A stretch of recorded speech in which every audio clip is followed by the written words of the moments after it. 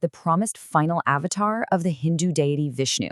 And this isn't just some dusty myth from the distant past. It's a prophecy that speaks directly, and I mean directly, to the chaotic world we are living in right now. Hey everyone, and welcome back to The Explainer. Okay, let's dive into this, because today we are exploring one of the most thrilling, absolutely mind-blowing prophecies in human history. We're talking about the story of Lord Kalki, the promised final avatar of the Hindu deity Vishnu.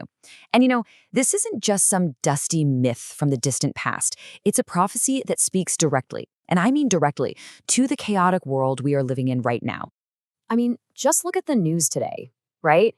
You see division, environmental collapse, institutions seemingly falling apart at the seams. It is incredibly easy to look at our modern times and wonder, is the world actually ending? Well, according to ancient Hindu scriptures, this chaos might not signify some final, devastating apocalypse.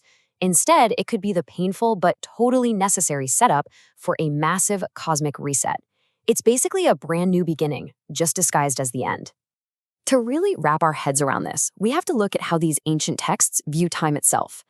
Hindu cosmology divides existence into 4 great cyclical ages or yugas. It's like a giant wheel. We start at the absolute peak with the Satya Yuga, this beautiful golden age of pure truth. Then we slowly descend through the Treta Yuga, the Silver Age, into the Dwapara Yuga, the Bronze Age, where corruption slowly starts creeping in. And finally, we hit rock bottom, the Kali Yuga, the Iron Age. And the texts are very, very clear here. This Kali Yuga began over 5,000 years ago at the exact moment Lord Krishna left Earth. Section 1. The Age of Darkness. So we are currently living right in the thick of the Kali Yuga, which is a massive 432,000-year cycle completely defined by deep, systemic, spiritual decline. The sources describe our specific era as a time of darkness, chaos, and just overwhelming greed. It's a period where the basic rules of society break down and corruption hits its absolute peak. But remember what we just said about a cosmic reset? The scriptures tell us that it is exactly when evil peaks that the perfect stage is set for an ultimate divine intervention. Section 2. 5 Signs of Decay. So how do we actually know when that divine intervention is coming? Well, the ancient texts known as the Puranas gave us very specific prophecies. They actually list 5 major signs of societal decay that signal the absolute darkest phase of the Kali Yuga.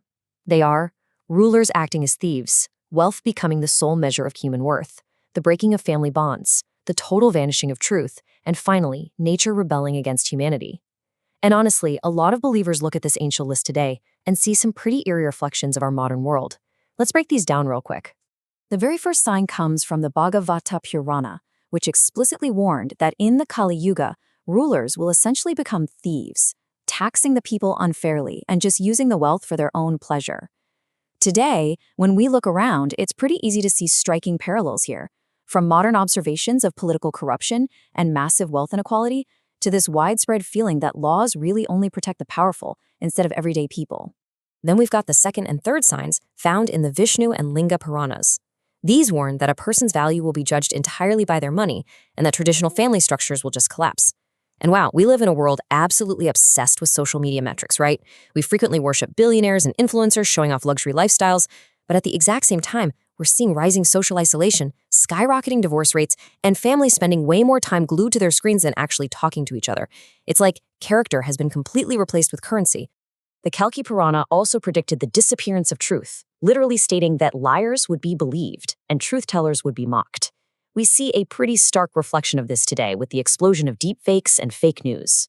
Furthermore, the text warned that humans would destroy the earth and nature would violently strike back.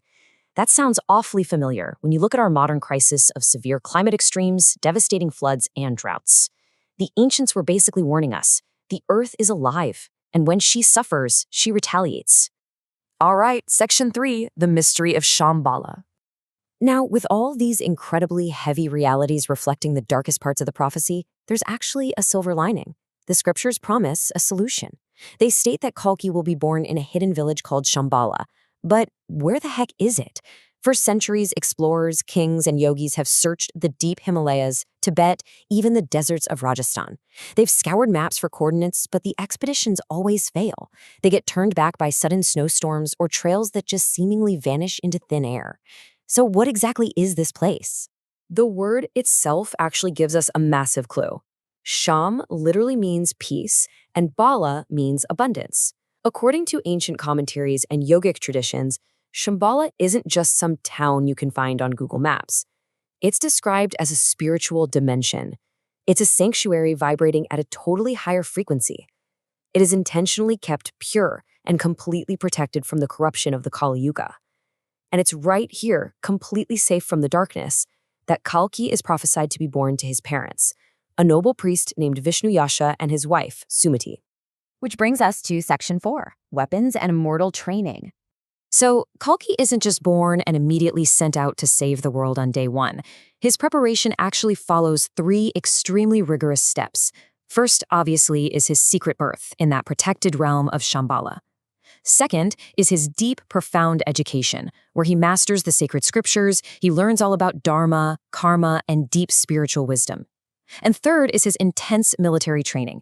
He is actually taught the arts of war by none other than the immortal 6th avatar of Vishnu, Lord Parashurama. He's trained in total secret, forged into the ultimate cosmic warrior. I want to read you something from the ancient texts. And this brilliantly illustrates the totally uncompromising nature of his eventual arrival. As the Srimad Bhagavata states, the Lord will appear under the name of Kalki, riding a fleet horse, and exterminate with his sword the robbers by the tens of millions. Make no mistake, he is not coming to simply preach or negotiate with corrupt, broken systems. He is coming with fierce, absolute justice. To actually pull this off, Lord Shiva bestows upon Kalki a completely mystical arsenal. He receives a blazing, jewel-encrusted fiery sword, designed to cut straight through evil and alternate dimensions. He's given Shuka, an all-knowing parrot who can literally see the past, present, and future. But most importantly, he gets Devadatta, a magnificent white horse. In Hindu symbolism, this white horse represents absolute purity, vitality, and unstoppable speed, literally the perfect vehicle to deliver swift cosmic justice against the darkness. Finally, Section 5, Restoring the Cosmic Balance. Okay, so armed, fully trained, and riding his white horse, Kalki finally leaves the hidden realm of Shambhala. But it is super vital to clarify a huge misconception here. Kalki does not come to destroy existence. He's not the end of the world. Actually, scratch that. It's more like he's a fierce, purifying storm that clears out a dark, smoggy sky. He comes to wipe out the systems built on lies, greed, and the exploitation of the weak. His one singular goal is to destroy adharma, which is unrighteousness, and restore Dharma, the righteous cosmic order. Now, Kalki is the 10th and final avatar of Lord Vishnu in this cycle. And that number 10 is an absolutely crucial number here. It represents absolute completion.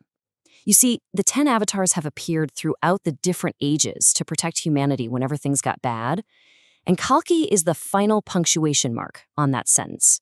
He represents the ultimate triumph of Dharma over the absolute worst decay of the Kali Yuga. So the crucial point is that his victory effectively hits the reset button on the cosmic clock. Once the corrupt order is totally dismantled, the outgoing age of darkness, or Kali Yuga, comes to an end. And in its place, the cycle begins all over again, with the dawn of the Satya Yuga. It's a joyous return to a golden age of purity, truth, and peace. Kalki literally bridges the gap between our darkest hour and our brightest possible future. Which leaves us with a pretty profound question to chew on as we look at the world around us today. With all these modern signs of decay staring us in the face, are we just supposed to passively sit around and wait for Kalki to arrive from some hidden dimension? Or, by understanding his core mission of restoring truth, compassion, and justice, is this prophecy actually calling on us to awaken the spiritual warrior within ourselves right now? Because honestly, maybe the best way to prepare for a new golden age is to start living its values today. Thank you so much for joining me on this explainer, and I really hope it left you with something powerful to think about. See you next time.